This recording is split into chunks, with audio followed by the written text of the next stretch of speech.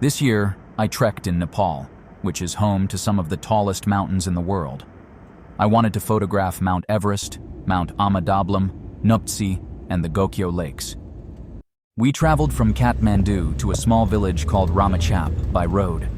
We were supposed to fly from Ramechhap to Lukla airport, but because of the weather conditions, the airport was closed. Every day we walked to the airport, hoping to fly, but were sent back in the afternoon.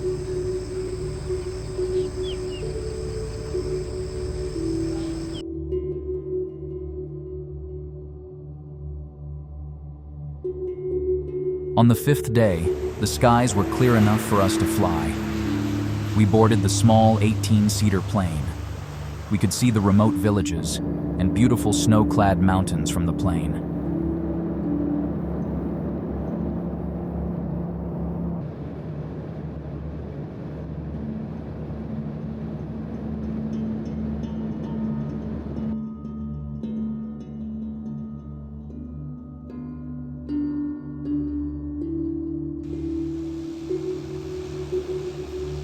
Lukla Airport is regarded as one of the most dangerous airports in the world.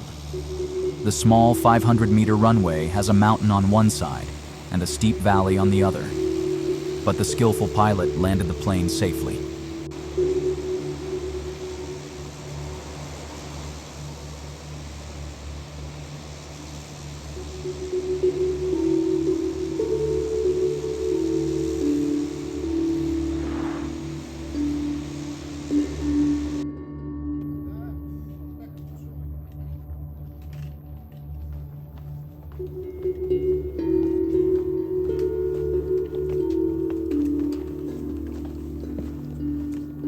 After a quick lunch, we immediately embarked on our trek. The route was rocky with a lot of steep inclines. Before entering the national park, the guide organized the permits for our group. Once we entered the Sagarmatha National Park, we were treated to many waterfalls surrounded by lush green forest.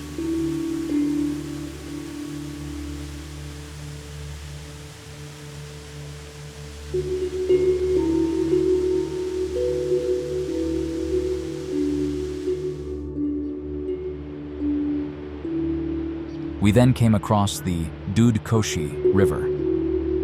This river originates from the Glacier Lakes, at the height of 5,100 meters above sea level, and is the highest river in the world in terms of elevation.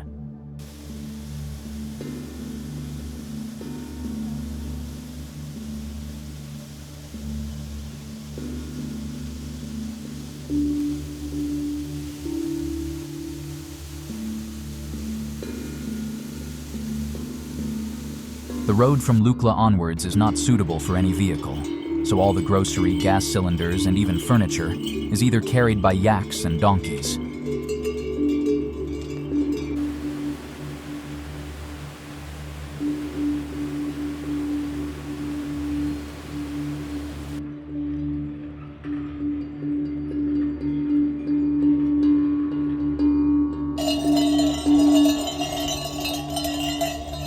The first stop was Pakding village.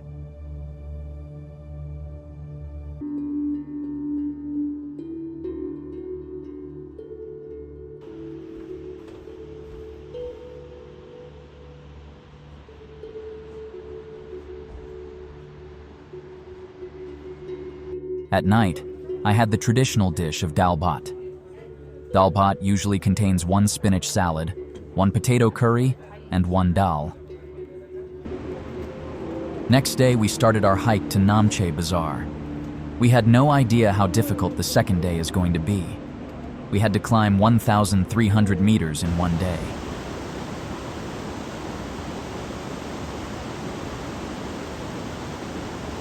Halfway through the day's hike, we crossed the Hillary Bridge.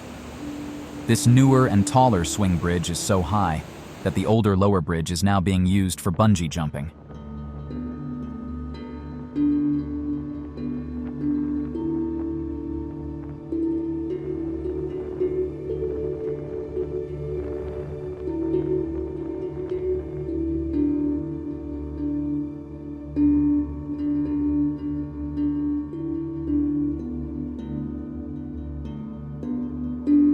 After a grueling day's trek, we reached Namche Bazaar.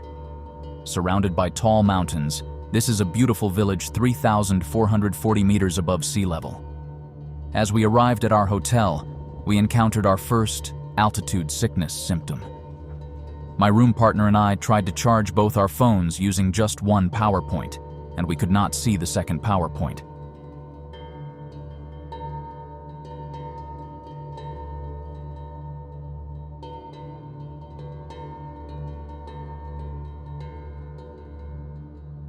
We had a healthy breakfast of eggs, potato, and Tibetan bread before trekking to Everest View Hotel.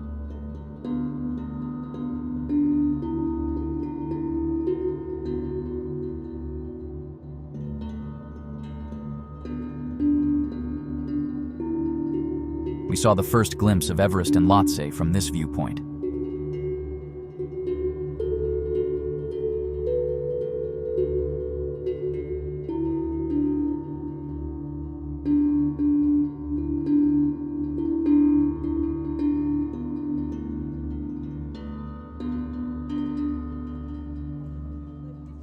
We spent another night at Namche Bazaar to acclimatize to the altitude. The views from the hotel window were remarkable.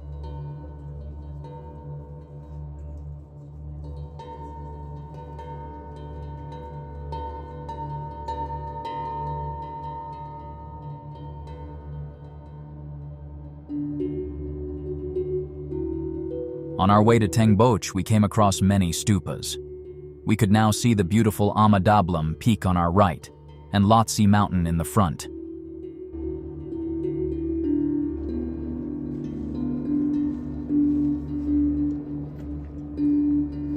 I started getting flu symptoms in Namche Bazaar, and none of the tablets were working, but we soldiered on.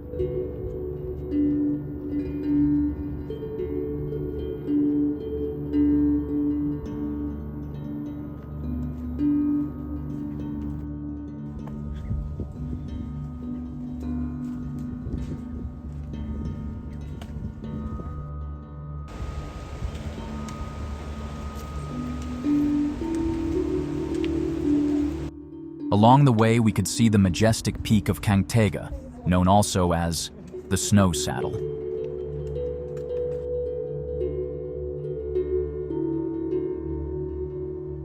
We arrived at the Dingboche Monastery. This is the biggest monastery for Buddhist people in the Khumbu region. We went inside and prayed for a successful trek. Cameras are not allowed inside the monastery, so there are no photos.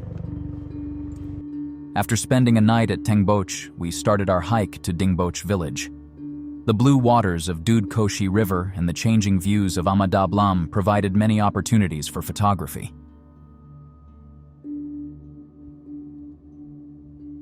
We were now above 4,000 meters, and at this altitude, we could see only small shrubs.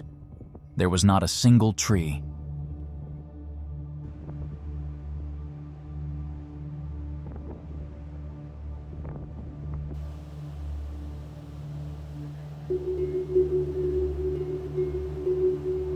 As we trekked towards Dingboche village, the valley got covered in clouds.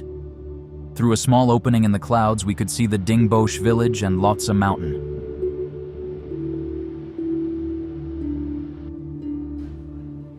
Porters had already kept our bags near our rooms. After having tea and snacks, I left the hut to photograph the Lhotse mountain at sunset. Temperature was -3 degrees, but the views were otherworldly.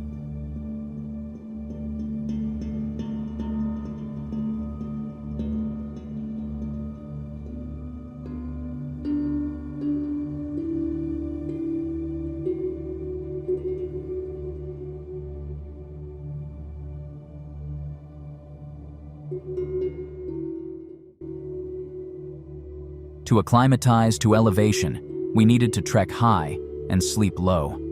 So the next day, we trekked a nearby mountain and reached 4,800 meters.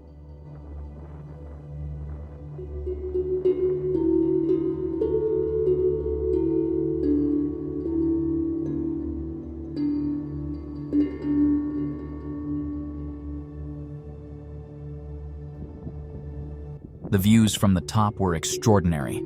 We could see Lhotse, Makalu, Cho-Oyu, Kangtega, Ama Dablam, and other peaks. After spending some time at the peak, we climbed back down to Dingboche.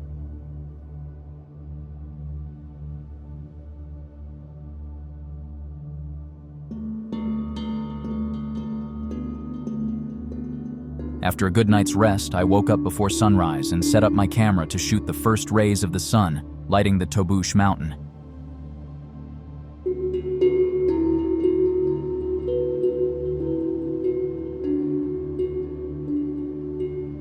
We had a hearty breakfast and started our trek to Dingboche. My backpack was 8 to 10 kilograms and the porters were carrying the rest. I am not sure if I could have completed the trek without them.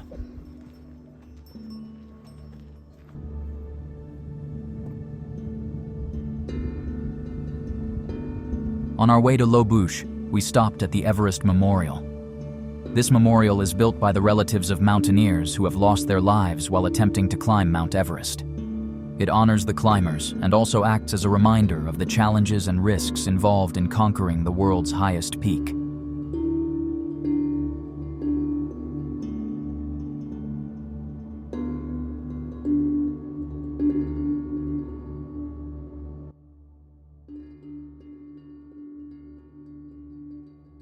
In the evening, we arrived at Dingboche, a small hamlet on the way to Everest Base Camp. I had a quick ginger tea and walked to a nearby hill to photograph Nuptse Mountain. To my surprise, I could also see the massive Khumbu Glacier at the bottom of the mountain. The Nuptse Mountain was covered in clouds, hardly any people in the vicinity. I decided to wait in the hope of a clear view, and I was rewarded with stunning sunset pictures. The snow-clad Mount Nuptse and Mount Pumori were glowing in soft evening sunlight.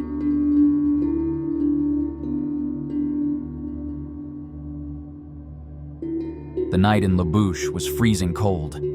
I was cold in my thick sleeping bag wearing my down jacket with wool doona on top. I could barely sleep for 2 hours.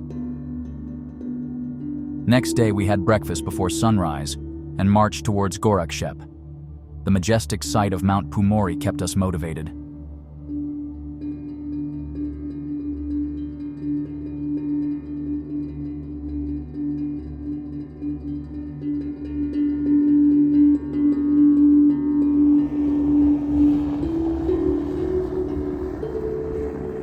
We reached Gorakshep by noon. The temperature was below freezing the whole day. After lunch, I decided to trek to Kala Patthar instead of the Everest Base Camp. I was hoping to catch the last light on the Everest peak. Usually the summer afternoons are cloudy in the afternoon, but on that day, the Everest views were clear.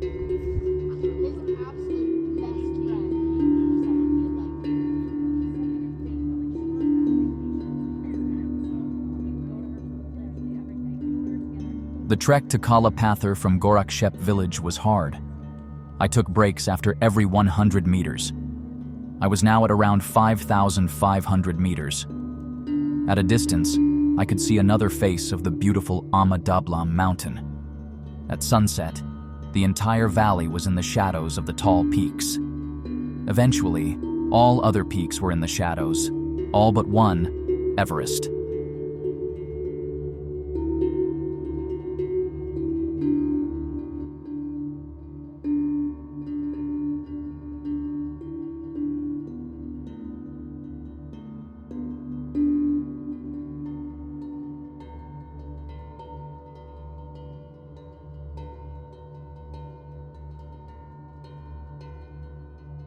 Since we started our trek 4 days later than planned, we had to condense the remaining itinerary. Part of our group decided to go back to Lukla, but we decided to continue on the circuit trek towards Gokyo.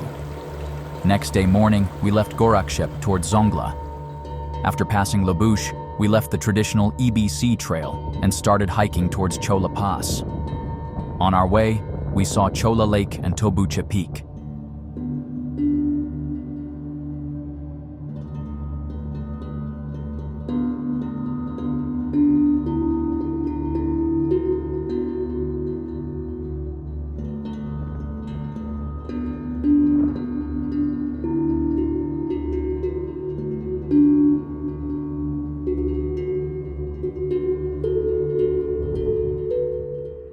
We could still see Ama Dablam peak in the background as the waters from Chola Glacier rushed downhill.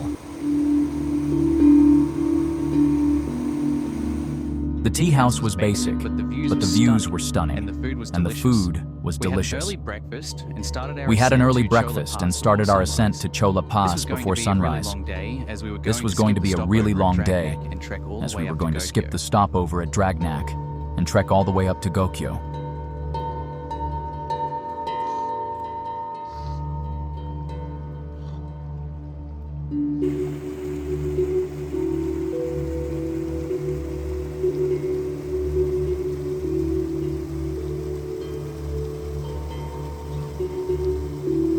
In order to cross the Chola Glacier, we had to attach crampons over our shoes for extra grip.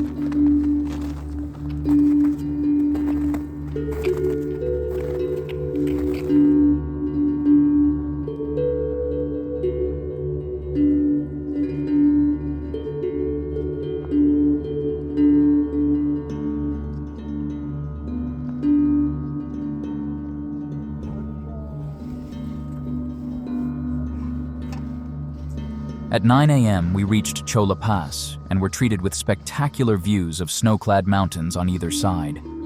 We soon realized that the climb up from the other side would have been much harder. The terrain was rocky and uneven.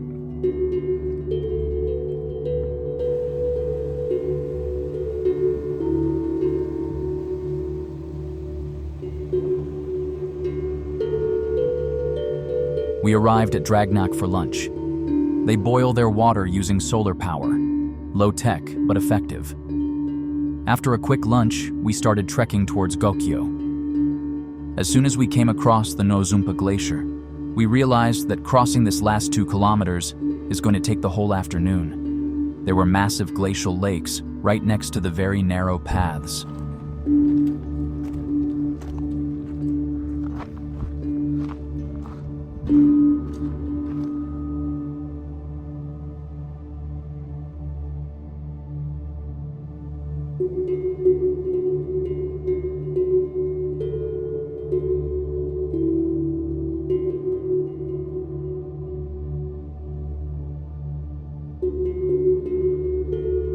After a grueling day's trekking, finally some relief when we saw the beautiful sight of turquoise-blue Gokyo Lake. The Gokyo village is nestled between the lake and the glacier.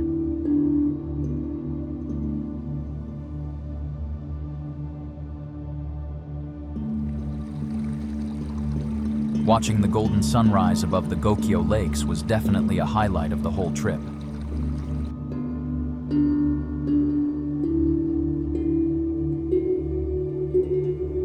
At around 5,000 meters in elevation, the Gokyo Lakes are the highest freshwater lakes in the world. The surrounding mountains make this place even more beautiful. I wish I could have spent some more time in Gokyo.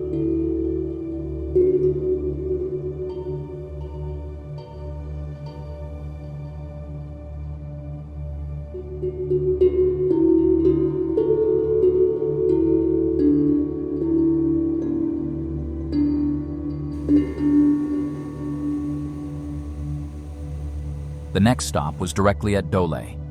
After a night's rest, we would reach Monjo via Namche Bazaar. The last challenge was covering over 30 kilometers of distance and a drop of 2,000 meters in elevation within 2 days.